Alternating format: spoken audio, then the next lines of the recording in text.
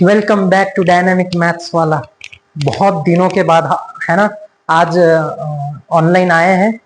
तो आज हम पढ़ेंगे क्लास 11th एनसीईआरटी का फिजिक्स पार्ट 2 का 10th चैप्टर, जिसका नाम है थर्मल प्रॉपर्टीज ऑफ मैटर।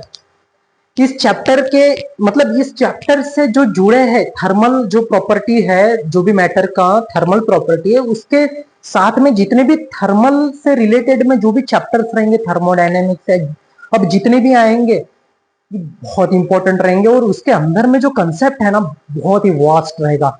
लेकिन है ना, वास्ट कंसेप्ट पढ़ने से पहले है ना, कुछ बेसिक टर्म्स भी हमें पढ़ना पड़ेगा, वो भी जरूरी है।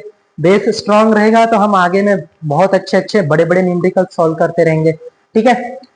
और हाँ, और यही पार्ट है थर्मोडायनेमिक्स का, आप जब बाद में भी पढ़ेंगे, जैसे आपका फिजिक्स का जहां जहां ये रहेगा, या फिर जैसे थर्मल से रिलेटेड, हीट एंड पावर से रिलेटेड आपका जितना भी सेक्टर्स रहेगा, उन सभी में ये पोर्शंस इतना बड़ा रोल प्ले करेगा कि बता नहीं सकते, ठीक है। तो उसके लिए आपको यही पे इसी क्लास में और इसी चैप्टर के अंदर में आपको आपका कंसेप्ट क्लियर करना पड़ेगा, ठीक है। तो जुड़ने के लिए ये हमारा वीडियोस, पूरे वीडियोस जरूर देखना, ठीक है। तो बढ़ते हैं आगे। सब में पहले आज उसका बेसिक कंसेप्ट देखेंगे कि है ना, थर्मल प्रॉपर्टीज ऑफ मैटर्स होता क्या है। एक्चुअली थर्मल मतलब क्या है? थर्मल एक ऐसा पोर्शन है, मतलब हीट से रिलेटेड है ना। हीट ट्रांसफर कैसे होती है ना, एक्चुअली हीट ट्रांसफर कैसे होती है। एक्चुअली एक मान के चलो, ये पहली बॉडी है, ये पहली बॉडी है, ये दूसरी बॉडी है, ठीक है, ये दूसरी बॉडी है।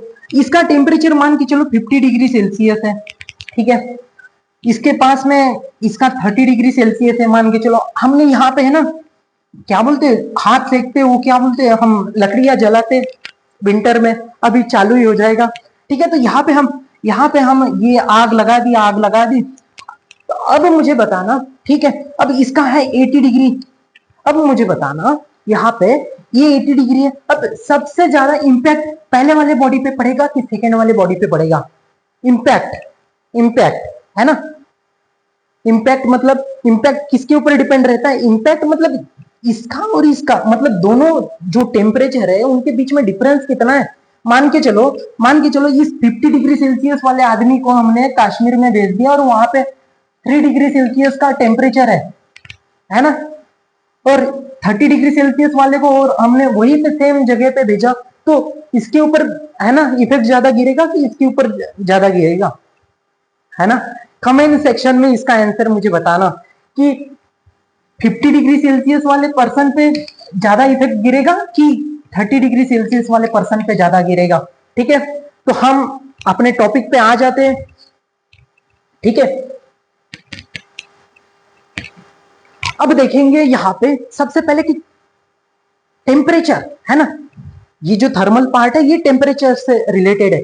अब टेम्परेचर से रिलेटेड है तो टेम्परेचर भी तो हमें निकालना आना चाहिए, ठीक है। मेरे घर में है थर्मोमीटर है, मैं कल आपको यहाँ पे वीडियो में दिखा दूंगा कि एक्चुअली कैलकुलेट कैसे करते हैं, है ना।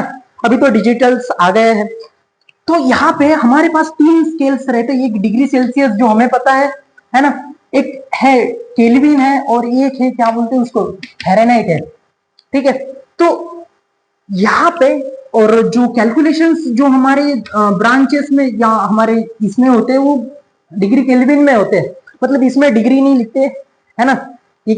इसके केल्विन के इसमें डिग्री नहीं लिखते, बस डिग्री सेल्सियस और डिग्री फ़ारेनहाइट लिखते हैं।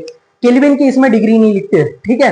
हाँ, अब देखना यहाँ पे इनके बीच में, जैसे डिग्री सेल्सियस टू केल्विन है, डिग्री ये केल्विन टू डिग्री फ़ारेनहाइट है, और degree Celsius two degree Fahrenheit, इनका भी कन्वर्शन, इनके बीच में रिलेशन है, इसके बीच में भी है ना, एमसीक्यूज या जेडब्ल्यू में भी पूछ सकता है, ठीक है। इनको हल्के में नहीं लेना। इनके बीच में कैसे है कि इनके बीच में रिलेशन कैसे बनाया है कि जैसे फ्रीजिंग पॉइंट वाटर का और बॉइलिंग पॉइंट, उनके ऊपर मतलब वो बनाया गया है। तो हम डायरेक्ट इसका कैसे फॉर्मूला है देखते हैं। अब देखो, जैसे मान के चलो वाटर जो रहता है, फ्रीज कौन सी डिग्री पे होता है ना, 0 डिग्री पे, है ना, फ्रीज मान के चलो। और 100 डिग्री पे क्या करता है, ये बॉईल होता है ना। तो इसी दोनों बेस पॉइंट पे इनके बीच में रिलेशंस बनाए हैं। हम डायरेक्ट फॉर्मूला भी देख लेते हैं, ठीक है।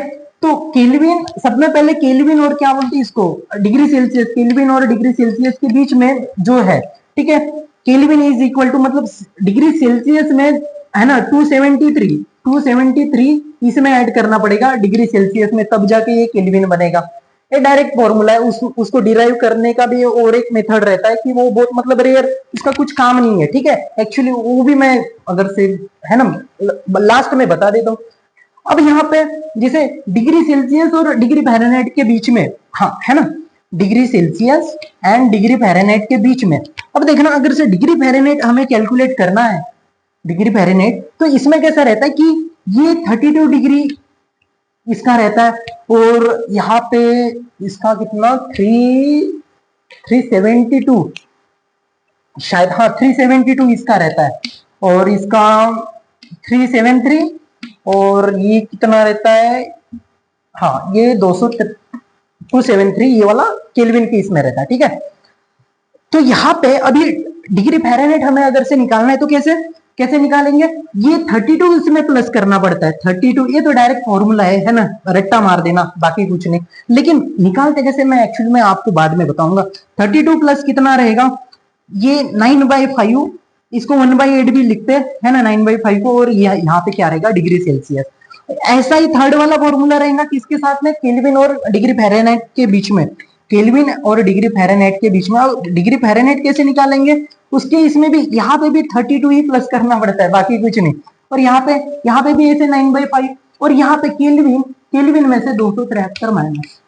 बात समझ में आ गई। एक्चुअली में कैसा रहता है कि ये जैसे स्केल जो हम कैलकुलेट करते हैं, वो वाला स्केल यहाँ पे माइनस में जो उसका लोअर पॉइंट रहता है, लोअर पॉइंट है ना, लोअर पॉइंट इसमें भी रहता है, और यहाँ पे जो इसका अपर पॉइंट रहता है।